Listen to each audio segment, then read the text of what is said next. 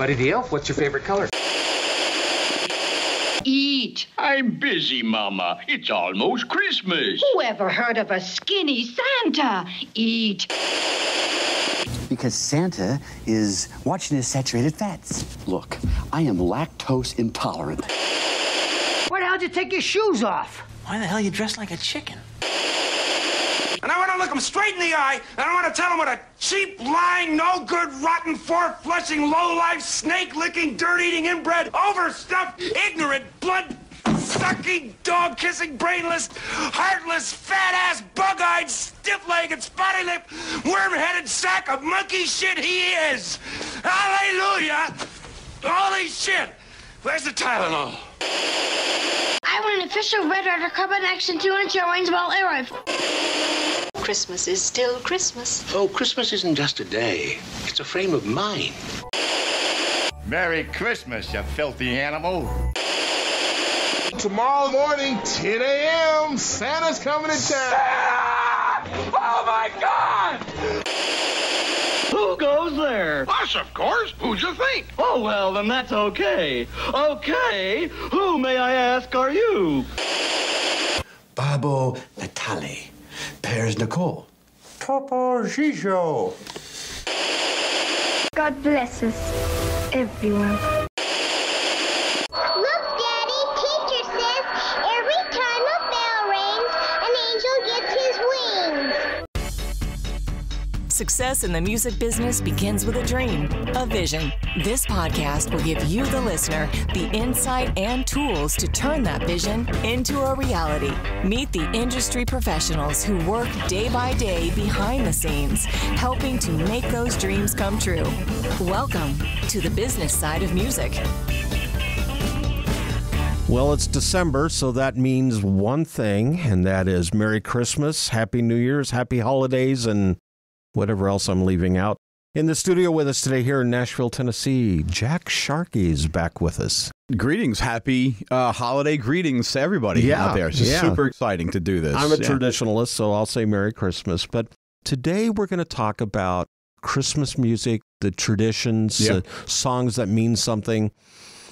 And as I started going through this, started to suss it out, I realized how much Christmas music has been tied into Christmas films. Right. So we'll talk about that a little bit, too. Absolutely. That's great. Because, you know, there's some great hits out there that a lot of people don't realize that maybe came from Christmas movies, going all the way back to about 1942, in fact. White Christmas. White Christmas. The first one, example that comes to my mind. Well, and since you have brought that up, we'll just start right there. Okay.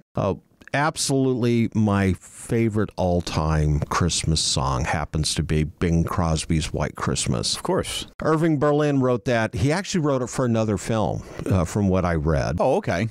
And it didn't make it into that film, but it did make it into the movie Holiday Inn, which Irving Berlin wrote. He wrote, I believe, the screenplay. He also wrote quite a few of the songs, if not all of the songs for that. Easter Bonnet. Okay. Yeah. Now, you see, I'm going to have to watch the movie tonight because they'll bring it back. That's Easter Parade. That's Easter what Parade. He wrote Easter Parade for that.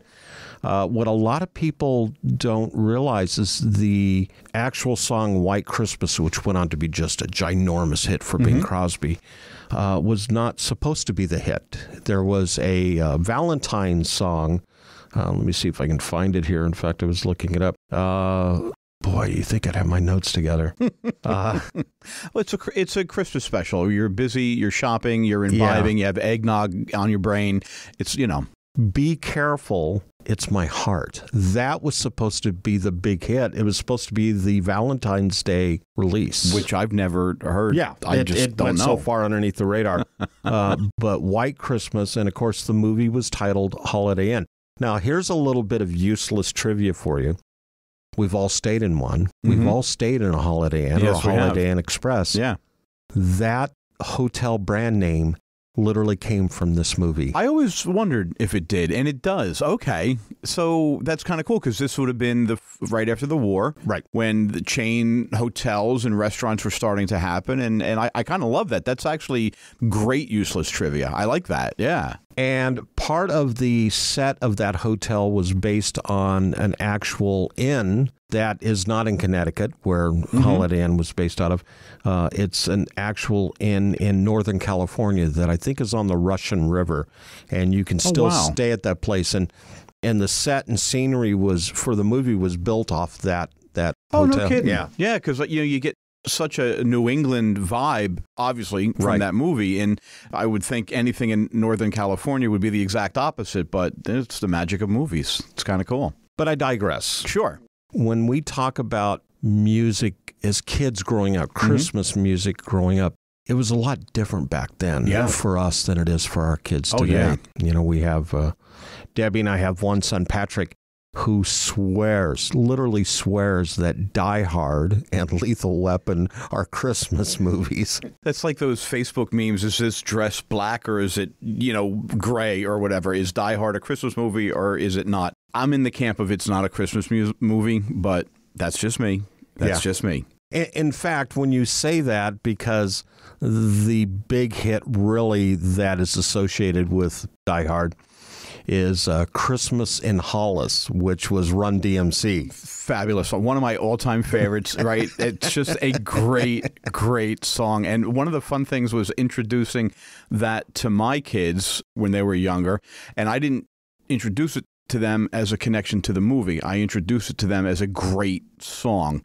And, my kids thought I was nuts because they were maybe, that middle school age when you think your parents are nuts to begin with. Right. And they thought I was nuts. My youngest daughter still laughs at me whenever that song comes on because I loved it. It's such a great tune. She didn't realize that, that was my age group of people and all. And Hollis, that's a great Run DMC's Christmas song maybe has to be in the top 5. It has to be in the top 5. I guess what I remember is, what I read was Christmas in Hollis. What is Christmas in Hollis? And Christmas in Hollis, that's where those Run DMC was from. It was from Hollis, Queens, New York. Yeah.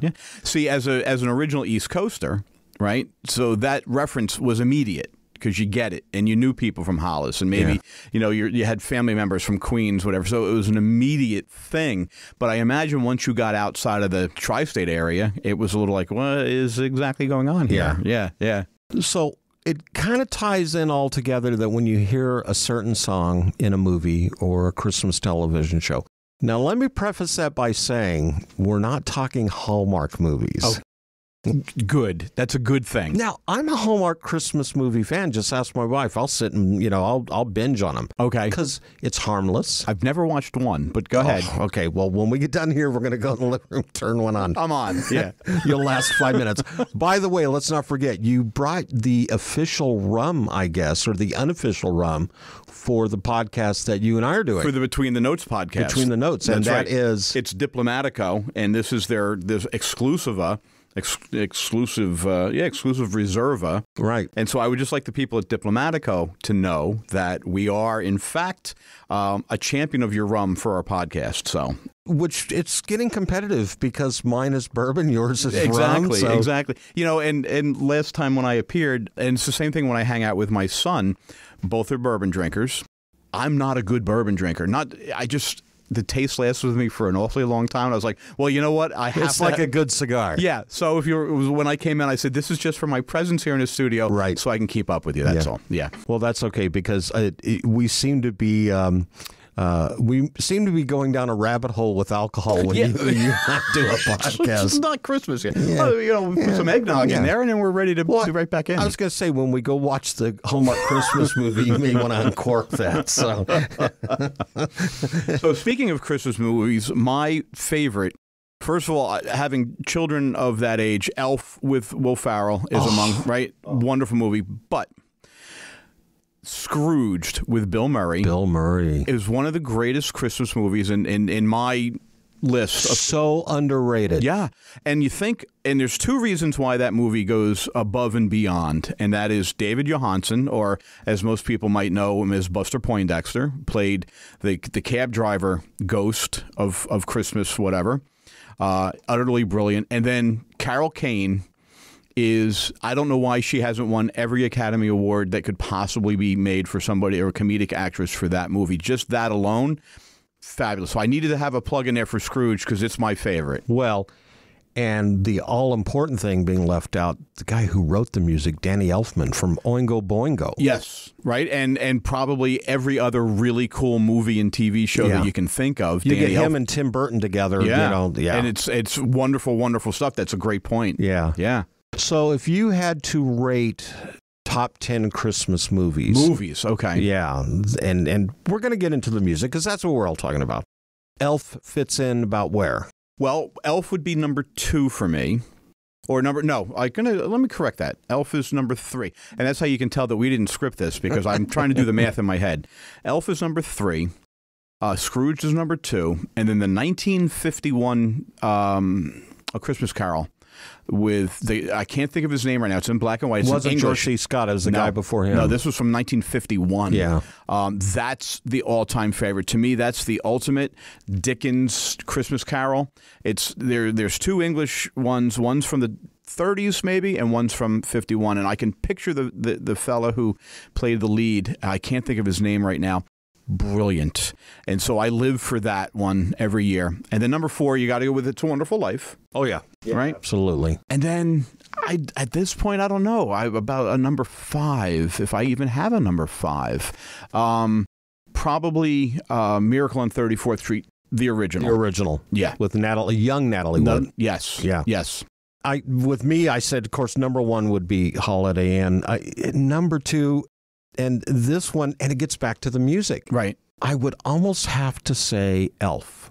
Okay. And the reason I say that is there was a time several years ago, I have Elf on DVD. Mm-hmm. And it was late at night. I think Debbie had gone to bed, and Debbie and her daughter Lindsay are like, "Yeah, we're not watching Elf with you, so you're on your own. Pour a drink, see you. We'll see you in the morning." So I put Elf on, and I don't really associate that movie with a soundtrack per se, right? Except I fell asleep when the movie was over. Okay, might have even fallen asleep while the movie was on, and it goes back to the homepage of the DVD and plays the music over and over. It just runs it. Yeah. So I probably was sleeping on the couch for a couple hours just being embedded. It's implanted in your brain so every now. time I hear that, I go, Elf, yeah. So, Elf is up there. Miracle on 34th Street, the Natalie Wood version, I love. It's a Wonderful Life, I love. And it's funny because neither Miracle on 34th Street or It's a Wonderful Life had big music soundtracks to them. Right. They were almost dramatic endeavors. Yeah. And music was really not a consideration for them. In our house on Christmas Eve when the kids were little, you had It's a Wonderful Life in the TV in the background on mute, and then Christmas carols playing over it. Oh, and that was just our thing. But I also lied when I said my 5th was Miracle on 34th Street because I've forgotten probably the ultimate Christmas movie of our generation, which is A Christmas Story with Ralphie and the BB gun. I mean, just the fact that I forgot that shows I'm a little bit out of my Christmas mode right now, and I need to get back into it because it's a brilliant movie. And now we have a sequel coming out. I'm not a sequel lover. The fact that the kid that played Ralphie is involved in it, who, by the way, was the supervisor, the elf supervisor in Elf. So really, yes, Ralph Billingsley, I think is his name. Peter Billingsley. Billingsley. Yeah. He played Ralph. He played Ralph, and he was the lead elf supervisor. Yeah. He's the one that gives Buddy the hard time about the amount of Etch-a-Sketches that he had made during the day. So there's my contribution for useless trivia of the day. But you can't forget that movie either.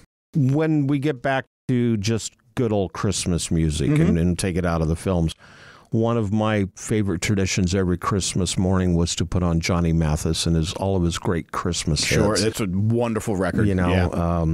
Jingle Bells and Sleigh Ride and Have Yourself a Merry Little Christmas. Yeah. Not too many guys did it better than Johnny Mathis. His take on Sleigh Ride is the ultimate take on it. And that includes my love of Ella Fitzgerald's take on Sleigh Ride, right? But Johnny Mathis's take on that, because it's such exuberance, there's such joy in what he's singing, and you can't sort of help it. Where Ella kind of comes at you a little cool, because Ella was way cooler than all of them. She jazzes it up. Right? Yeah. And we all wanted to be like Ella's friend because she was way cool. You knew if you could be Ella's friend, you had made it. But Johnny was just like, man, I'm having a great time. Come on. And that's what Christmas can be all about. Yeah. In the studio with us here in Nashville, Tennessee. It's not quite snowing outside. No, but it's raining and 35 degrees. Yeah, it's getting cold enough. Sitting across the podcast table from me is co-host of Between the Notes. Can't wait for that. We're going to be debuting here shortly. Yeah. Jack Sharkey's with us. Hey, this is Don Muskies, production manager for Alanis Morissette. Myself and the business side of music wish you a very Merry Christmas. You're listening to the business side of music. Hey friends, this is Dr. Garrett Hope. I am a speaker, coach, and composer. I am also host of the Portfolio Composer podcast and founder and executive director of the Ultimate Music Business Summit.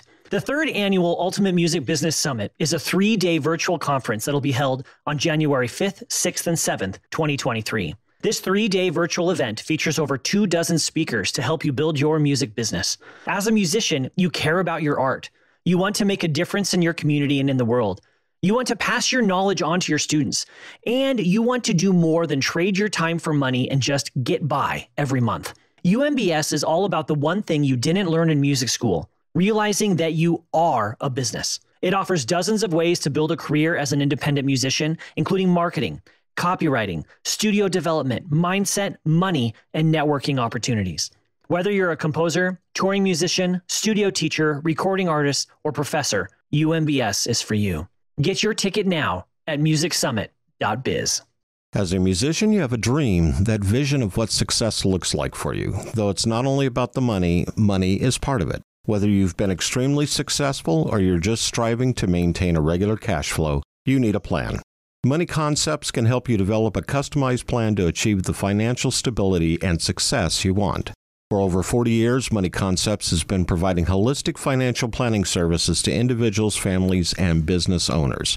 As an independent firm, Money Concepts and their associates are committed to always represent the best interest of the client. It's really about a committed, benevolent interest in them personally. This independence, coupled with that committed, benevolent interest, means they represent you, the client, not a product supplier. It's not about selling products, it's about helping you achieve success. To learn how this can benefit you, contact my buddy, John Adams, with Money Concepts at 737-867-9309. That's 737-867-9309. You can also email John at jadams@moneyconcepts.com. Well, hello there. This is Heidi Newfield, and it's Christmas time, y'all. Merry Christmas. You're listening to the business side of music. Back in the studio here in Nashville, Tennessee, Jack Sharkey is sitting across the table. Not only is he the technical guru with KEF Speakers. One of, and yeah, I mean, I'm in there, yeah. We're going to say the technical guru. Well, you're very kind. With KEF Speakers. But he's also an associate of mine in a new podcast that we're creating called Between the Notes. Yeah. That'll be a little different than the business side of music. I think because it's going to be... I think the fun thing about Between the Notes is the way the two of us come at it. Because I'm a fan. I've been in the business for years, but not as an insider. I'm an outsider looking in, and so I live and breathe music and trivia and things like that. And you kind of know what you're talking about from that end. So I can't wait to get started. We're a little delayed, and that's on. You had some things get in the way, like a daughter's weddings and things and stuff. But it happens. Yeah, I would say, the holidays notwithstanding, within the next month or so, and I'm very excited to get that going. Looking forward to that. Well, in the meantime, let's talk a little bit more about Christmas music. Right before the break, I mentioned Johnny Mathis, and of course, it seems like as a kid growing up, I remember the Christmas specials on television, the Andy Williams Christmas special. With the fake snow, always the fake snow. Yeah. And I'll still get on YouTube and watch those little clips that they put on there. I think it was a different generation of music appreciation, if that makes sense, because Christmas music at that time in our lives. Well, it was a different world. Right. Okay. And it was very traditional. Even Barbara Streisand, you know, doing her Christmas album. Everybody came out with a Christmas hits. Before it became a cash grab. Right. Right. Which is one before of the Mariah Carey. Well, exactly. You know, then, you know, and listen, I even in my notes, one of the first things I spoke about was I wrote about was that song. It's a great song. Let's not deny that All I Want for Christmas is a great pop song. It's well produced. Mariah's a tremendous talent. Right.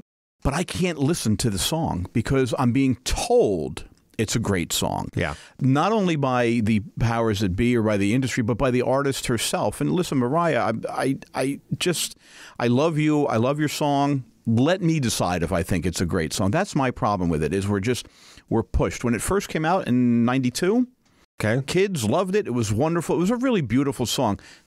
It's kind of enough already.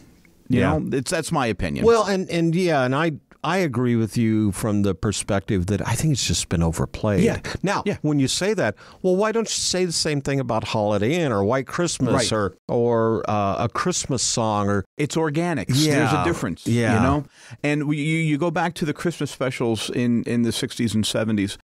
You know, Christmas is about innocence, right? It's, you know, at its very essence, it's about innocence, and it's about purity, and it's about children. And so there was a sweetness to those that we look at now.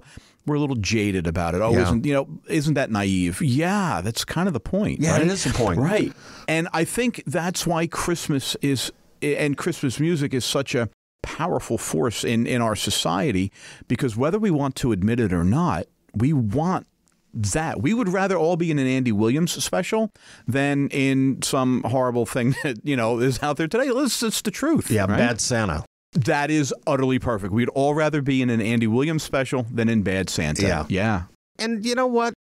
I think all of those movies, for the most part, have a special merit. But, man, when you get back to the traditional sense of things, now, fast forwarding a little bit, 1990, I think it was, Home Alone. Fabulous. You know, and I think John Williams did some of his best work when he wrote the soundtrack score for that film. It's great. I was listening to that on the way, and I listened to that exact "We Wish You a Merry Christmas" from that movie, and I think that was the title of it. Now that's what it was. John Williams was brilliant in that, and the movie, again, it's sweet, it's innocent.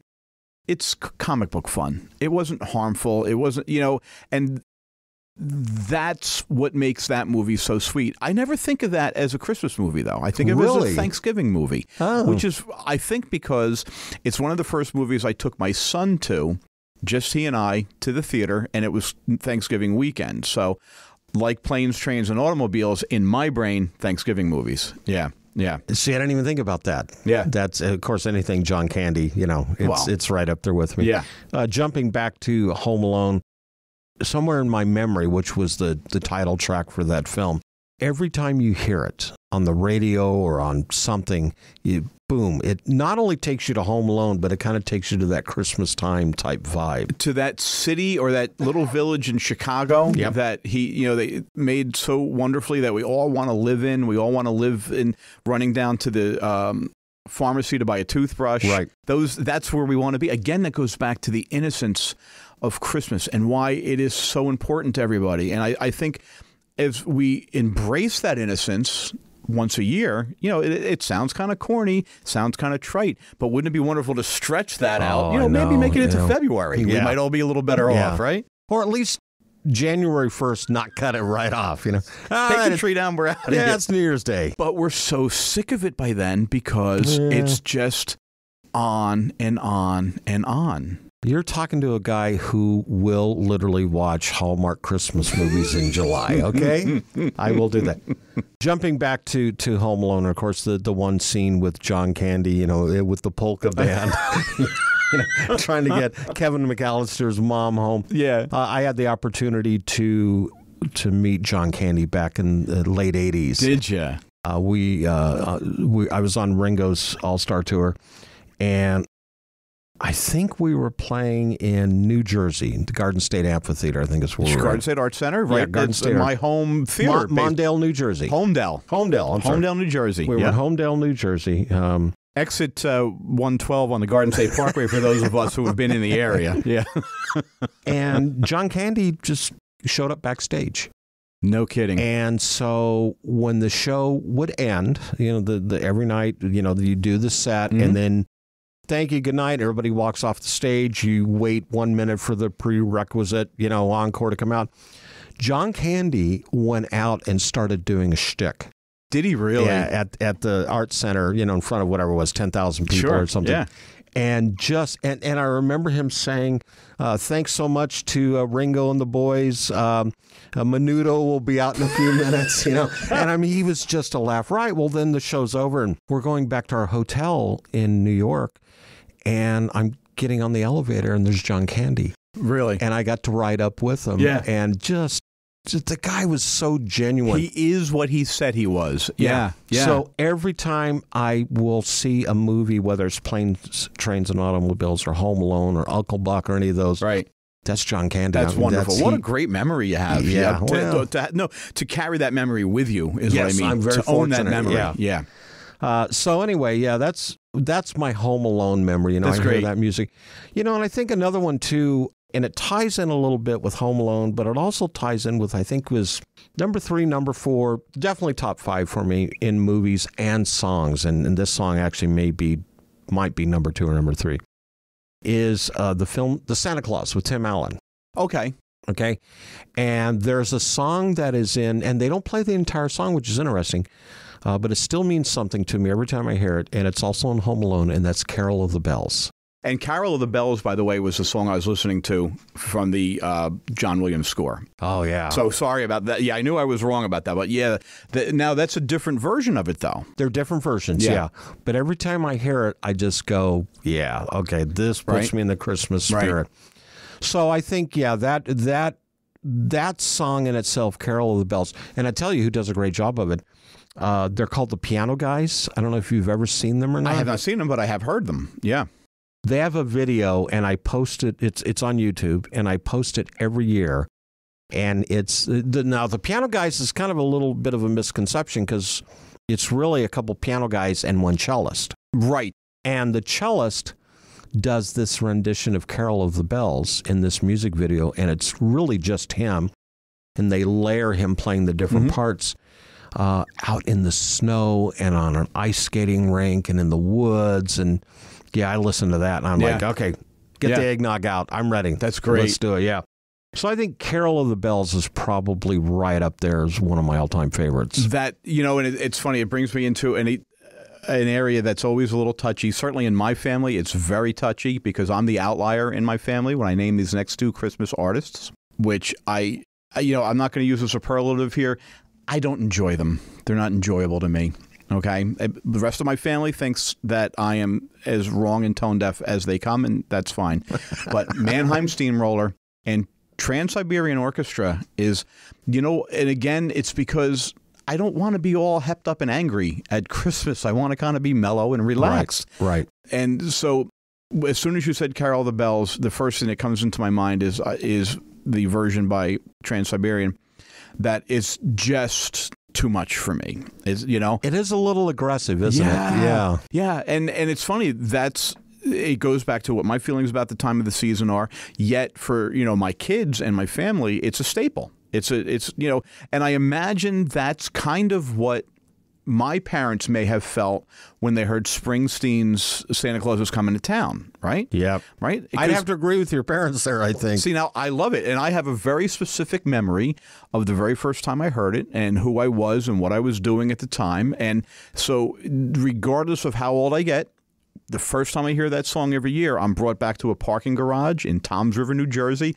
I had to start my car with 2 wires because the ignition was broken. I had no money, and I was the happiest guy to be. But I imagine my parents utterly hated that. And apparently, I'm alone on that one, too. Yeah, I just never got there. Other great... Oh, well, let me back up first and say, Debbie and I actually went and saw Mannheim Steamroller in concert in Las Vegas. Okay, what'd you think? Holy cow. Good. What an amazing show. Interesting. It's not just a musical journey, but they bring in this visual perspective that is, I mean, you've got angels flying overhead and it's snowing on you and inside a theater. Yeah, see, maybe I don't appreciate it from that angle. And again, I don't think it's fair to lump Mannheim and Trans-Siberian in the same category. I think it's apples and oranges. Yeah, but but that's what happens in my brain. I sort of shut down and they become the same. Yeah. Now, there is a rendition of Silent Night, which is also one of my all-time favorite Christmas songs that Mannheim Steamroller does that I just absolutely love. They've got like some wind blowing and it's just this violin. I have heard it and I do like it. Yeah, and then at the end you hear the Christmas bells, you know, going off in the distance. And I thought, okay, that's one of the best renditions. I think probably my favorite Christmas song would be a hymn, or I should say would be the hymn, O Holy Night. Yes. Now, as a kid growing up, Christmas Eve service at church for my parents was always so important. Now, me, kid, 7, 8, 9, 10 years old, whatever, I'm waiting for Santa. Sure. I want to dig under the tree the next day. So can we just go home and go to bed? It's enough of this already. Let's get moving here. Yeah. But it was such a beautiful time. You'd walk into this church and they had the little luminarios, the paper bags with the candles in them, lining the sidewalks. And, you know, you get the story of baby Jesus being born and the 3 wise men. And then this guy, I remember his name to this day, Cal Wilson, would come out, a beautiful Irish tenor guy. Okay. And he'd come out and then they'd start the old organ and he'd sing O Holy Night. And at the end of it, you're like going, it's stirring. Yeah, that's wonderful. So every time I hear that song, I still feel that way. See, and that brings up an interesting point because when we talk about Christmas music, right, there's really 2 types of Christmas music. There's the secular, which is what we've talked about mostly here. Right. And then there's the reverent or the hymnal based, and O Holy Night is certainly up there. Silent Night, because, you know, knowing the story of how he wrote that song in, you know, the Swiss Alps, and he was on his way home from church, and it was a beautiful, you know, Christmas cold winter evening with the stars, and it brings you back to that. And I think it's important to understand that you can have both during the season. I do. Right? I agree. Yep. Absolutely. And so I think what I'm going to try to do is always, and you really have kind of schooled me in a sense that there are 2 types of Christmas music. There's the reverent and there's the secular. So my favorite, I'm going to be with you, is O Holy Night, Good King Wenceslaus, which I had never really heard until I married my wife, and it's her favorite of all time. And now, for a variety of reasons, I love it. And then you have the secular. And then let's go on the other end of the spectrum. The movie, one of my favorites, National Lampoon's Christmas Vacation, which is just ridiculously stupid and funny. Yeah, Chevy Chase at his best. Yeah. Now, what I found interesting was Lindsey Buckingham's, I think it's Holiday Road. Holiday Road. They used in every other National Lampoon movie, every other National Lampoon vacation movie, but they didn't use it in Christmas Vacation. Yeah. They used something else. And then I think the other thing was how they really kind of embedded, or maybe I should say inbreaded, some of these songs like Mele Kaliki Maka, Bing Crosby. You know, the shitter's full, you know, this music's playing. I'll never listen to that song again without thinking about... it kind of ruined the Andrews Sisters for me. Yeah, Randy Quaid, you know, filling the toilet on the motorhome. But those types of... And the Ray Charles song, and I wish I could remember the title of it in that movie, when Chevy Chase is sitting up in the attic. He's been locked in, and he's watching the old home movies. Yeah. But those types of songs that you hear, once again, trigger those emotions, that kind of feel-good thing. And a special shout-out to Julia Louis-Dreyfus, who absolutely captured the zeitgeist of 1989 and the yuppies and what people were really like and how insufferable they were with their Bang & Olufsen stereo and the whole bit. So you have to give her props for that, because it was a brilliant portrayal that she did there. Then you think about Christmas Vacation, the actual song, the theme song, because they didn't use Holiday Road. And I didn't realize this until that I read it, but it was Mavis Staples and the Staples Singers that sang that. And, you know, now I have to think about it. Do they even have a Christmas album? Because if there's a Christmas album that I would listen to... There's not on that movie. Okay. There is no official soundtrack. I read There's a bootleg that has come up. There's no official soundtrack for that movie. And do the Staple Singers have a Christmas album separately? That's a good question. Because I'm going to have to find out, because if they do, that's my go-to from now on. Yeah. That's great. See, it's funny because, we forgot A Christmas Story. We forgot Christmas Vacation and all these other things. You begin to realize how embedded it is. And it's not just these one or two songs. It's not just, all the TV commercials are playing too early in the year, or, July. Yeah, right. Tie a big bow on your Mercedes-Benz, which, by the way, nobody really does that. Nobody, first of all, I don't know where you would get the bow big enough to tie onto your Lexus, right? So, again, it's that whole trap of commercialization, of course, right? And I don't begrudge anybody that at all. But it's the innocence and the fun of it. When you can talk about a stupid Chevy Chase movie and it brings back joy and laughter, it's a great thing. It's a great thing. In the studio here in Nashville, Tennessee, sitting across the podcast table from me is Jack Sharkey, as he's getting ready to imbibe, I think, in his rum. Hi, everybody. This is John Barry, and I'd love to wish you and your family a Merry, Merry Christmas. You're listening to the business side of music. Whether you consider yourself a musician or not, music is all around us, and it affects our everyday lives. Whether it's background music influencing our shopping habits in a store, organ music adding the vibe to a baseball game, or a playlist convincing us to keep going on that last mile of a run. I'm Mindy Peterson, host of the podcast Enhance Life with Music, where we take a holistic look at music's benefits through the lens of science and medicine, entertainment, and business. You can find me and Enhance Life with Music at mpetersonmusic.com/podcast or wherever you get your audio. When you have a Korg synth at your fingertips, the possibilities are endless. Be it digital, analog modeling, altered FM, wave sequencing, or the multi-engine synth, Korg gives you easy access to a variety of features to help you get the perfect sounds quickly. Whether you're a professional musician or just starting out, Korg truly has a synthesizer to help you express yourself. Visit Korg.com or your favorite Korg dealer to get your hands on one of their products to create new music always.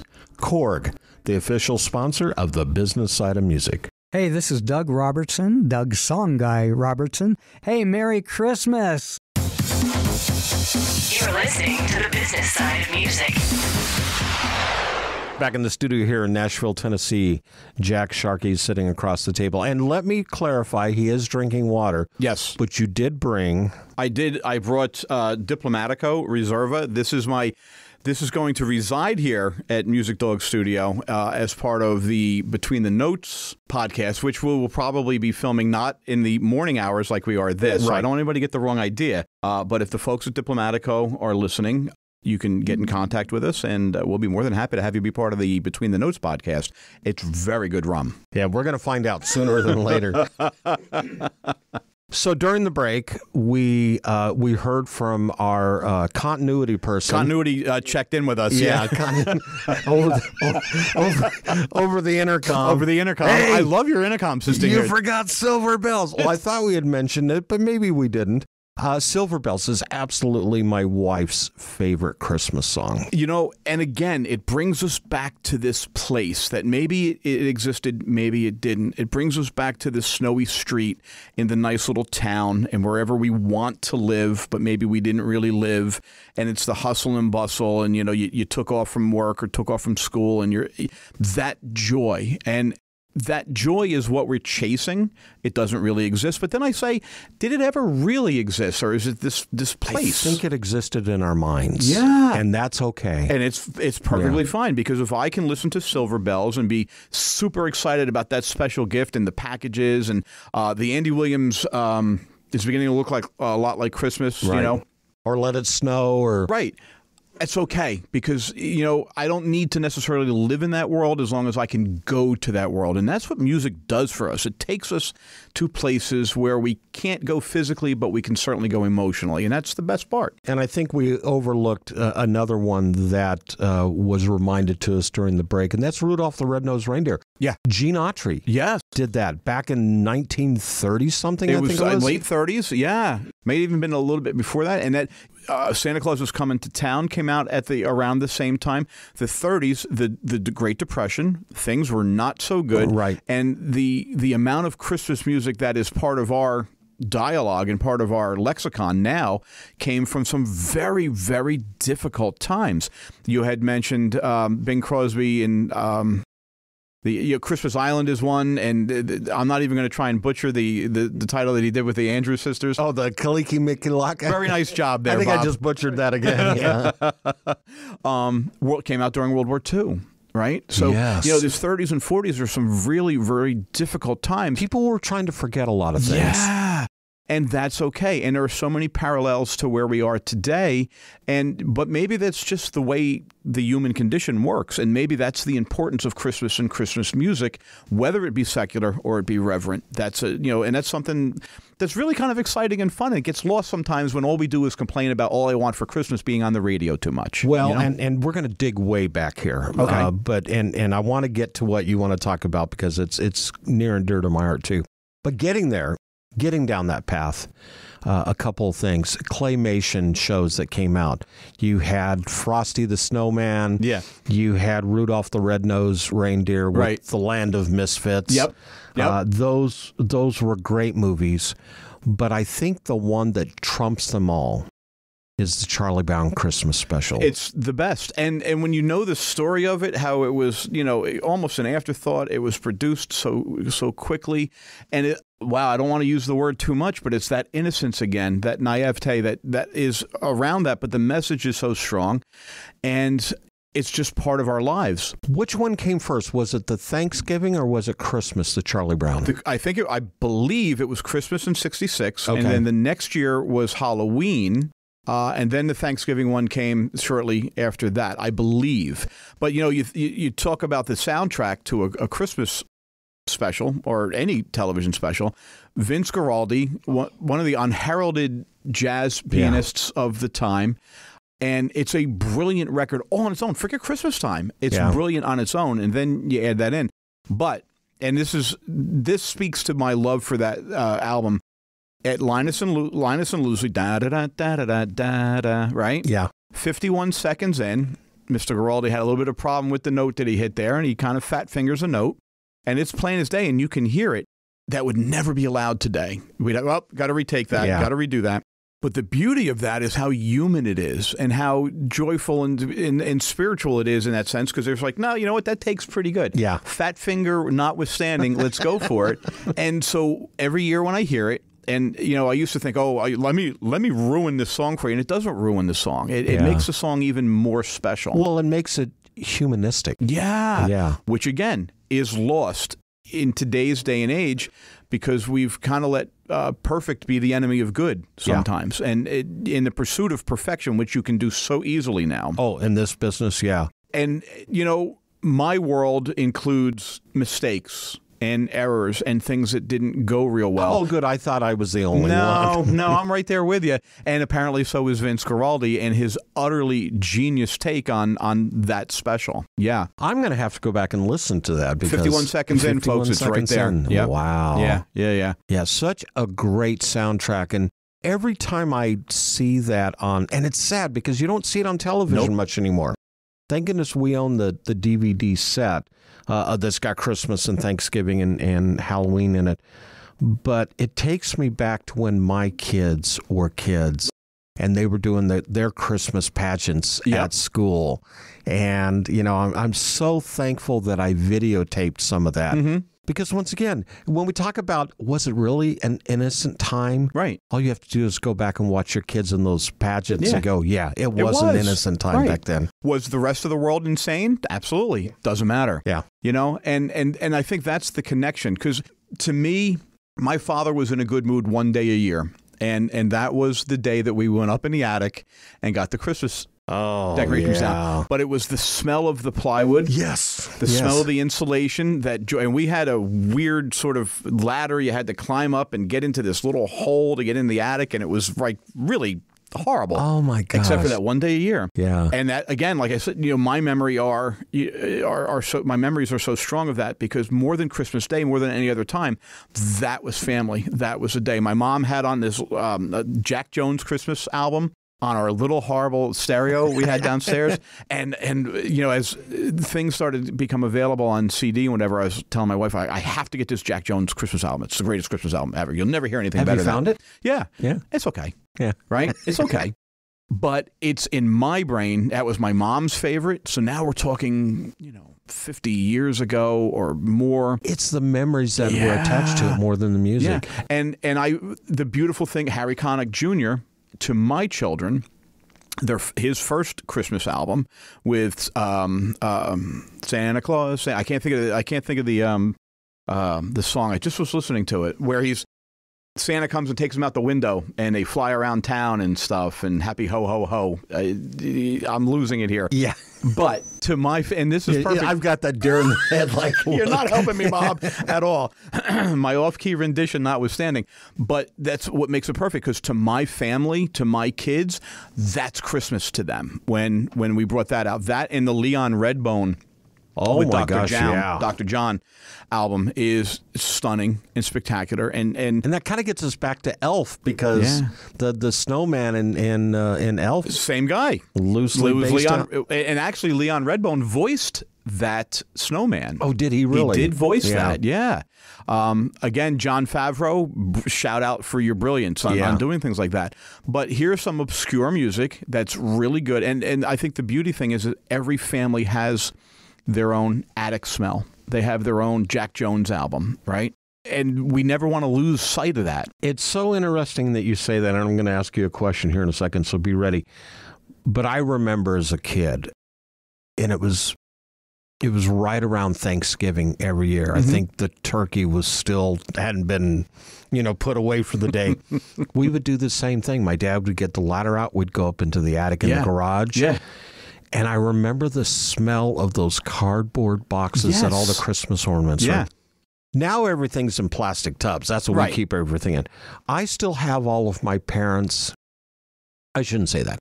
I have most of my parents' original Christmas ornaments. Some of them during World War II when there was no metal, so it was cardboard and string on the glass blown ornaments. Still have those. Yeah. When did you start setting up for Christmas? What was the official day that you said, all right, your dad would pull the trigger and you'd start setting up for Christmas? So my dad's birthday was December 6th, so we were not allowed to have any Christmas until after the 6th, and that was like a rule. I have to laugh. I'm going to interrupt you here because my birthday's the 7th, Debbie's is the 10th, and Debbie's rule was they didn't set up for Christmas until after her birthday. Right. Now, I'm sure within a week or two, my mom, was just all about Christmas and wrapping and stuff. And, so the dining room table would have gifts on it right after Thanksgiving. Sometime in December, we would decorate, but we never, and I mean ever, got our tree until I was driving myself until Christmas Eve. We never got it, never in the house, and family lore of Christmas in my house is one to behold because it would be 5 o'clock, and my father's thing was just like Ralphie's father in A Christmas Story. You get the good deal on Christmas Eve. So he wouldn't go get the tree until 5 o'clock on Christmas Eve, right? Wow. And then it was, it never fit in the stand right. It always had to get tied to the wall, be falling over, the lights, and, and there was always this tension about Christmas scheduling, and I'm sure as a little kid, I probably didn't pay much attention to it because, like you said at church, it's like, come on, let's just get to the gifts, right? But looking back on it, it was just like, wow, poor scheduling really just was rampant in my family. But then by 10 o'clock on Christmas Eve, then the music came on, right? And then Christmas happened and everybody was there, and it was a beautiful thing. That's how my family did it. It was perfect. Yeah. Now, my family today, we do Christmas Black Friday. That's when it all kind of gets started. But I still have that December 6th problem in my head. Wow. I was never going to get rid of that. Yeah. Of course, with us, it was, we did live tree, or we would go to the Christmas tree lot. Yeah. For several years. And then about 1966, 67, my dad got this wild hair, and he went out and purchased a Reynolds aluminum Christmas tree that sat in a stand that rotated, that had lights underneath of it. Yeah. A great phantasm of Christmas. I have my father's sister lived up in North Jersey, and we'd go there at Christmas time, and I have this stark memory of that exact tree, the aluminum Christmas tree with the light underneath, and the sound that the motor made from the light. And I would talk to my cousins. This is 30, 40 years past, and I would insist, and my cousin was like, "You're wrong. We would never have that kind of tree in our house." But somewhere in my memory, somebody had that tree, and I loved it. I thought it was the greatest thing ever. Oh, it's technology. Come this is space age. Yeah. And the motor again. Wait. Yep, there's the motor. I can hear it spinning. Yeah. and of course, when my kids were little, I wanted to get back into the traditional thing, and that was take them to the Christmas tree farms and cut the tree down. And yeah, once again, you get the stand, you put the tree in, it doesn't fit in the stand, you got to take it out and cut it again. Yeah. And after probably about 4 or 5 years of that, I said, okay, we're done. Yeah. Yeah, it's enough. We're going to go buy an authentic looking fake Christmas tree. Right. Which is what Debbie and I have now, know, and it sits in our garage. Actually, right now, it sits on top of our storm shelter in our garage. But we're going to get it out in a couple of weeks and set it up in the living room and start decorating. Yeah. For 25 years, my wife hosted Christmas. Okay, it was at our house, and I lived there. That's all. But my wife hosted Christmas. Right. And you were just an innocent bystander. I was the guy that lit the candles and made sure the fire was in the fireplace. And hey, you want a beer? That was my job. Yeah. Her job was Christmas. And we don't do that anymore, right? Because now we go to the kids and the grandkids and we do all this stuff. And it's awesome, because we had those days and it was wonderful. And it goes back to tie in, because now I get to see my kids doing their Christmas their way. But there's a little bit of the old man in there, and stuff like that. Yeah. And I imagine my parents, and your parents all felt the same way. And again, that brings us back to the music, because the music is what ties it all together, and that we all have to take with us. And that's the beautiful part about Christmas music. On the way up today, I was telling our continuity director, while you were getting ready to stage the show, that I was listening to my drab science and political true crime podcast on the way up. I was like, I put on my Spotify Christmas playlist for the first time this year, and I don't even remember what song came up. I know Springsteen's "Santa Claus Is Coming to Town" came up. And my all-time Christmas rapping from the Waitresses, which is just the most wonderful Christmas song ever. I don't think I've ever heard that. Oh, please. You have to. That's the song of my people, of the early 1980s college people. That's my people right there. And the smile just came. I'm driving on 65 coming up, and the smile just came on my face, because all those, now at this point, 5.5 decades of Christmas memories just flood in. Yeah. It's a beautiful thing. Beautiful thing. Yeah. Well, I'm glad we got to spend this time together and this is great. Reminisce and share. And listen, as soon as we're finished here, we're going to open the rum. Yeah. And then you're going to help me get the Christmas tree down off the storm shelter, and we're going to get it set up. I didn't know, but I'm ready to go. Yeah. Thanks so much. Thank you, Bob, for having me. I love this podcast. I love the honor of being a part of this podcast, and I am so excited for Between the Notes. And me too. If I can just get that little plug in there. So, yeah, man, thanks so much for having me. I really appreciate it. Merry Christmas. Merry Christmas. The Business Side of Music is the creation of Tom Sabella and Tracy Snow and is produced by Bob Bender. The Business Side of Music is recorded at Music Dog Studios in Nashville, Tennessee. Production sound design by Keith Stark. Voiceover and promo by Lisa Busan.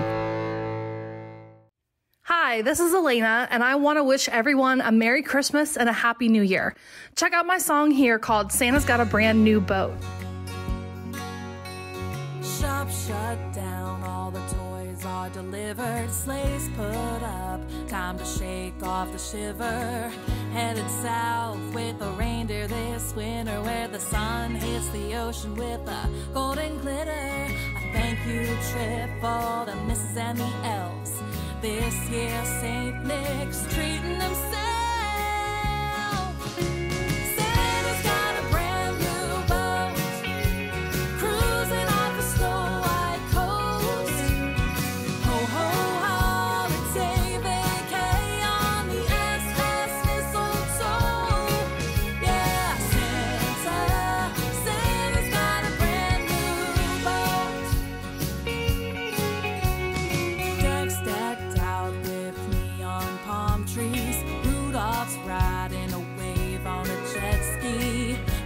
Claus in his Hawaiian shirt, Bahama Mama Claus in a hula skirt, elves in their shades, batting a beach ball. This Christmas cruise going tropical. Yeah, Santa's got a brand new boat, cruising off a snow-white coast. Ho, ho, holiday vacay on the SS Mistletoe. Yeah, Santa's got a brand new boat. Santa's happy as a kid on Christmas Eve, setting sail on a salty sea. Santa's got a brand new boat, cruising off a snow-white coast. Ho, ho, holiday vacay on the SS Mistletoe. Yeah, Santa's got a brand new boat. Yeah, Santa's got a brand new boat. This is Tom Sabella. Merry Christmas, everybody. God bless you all.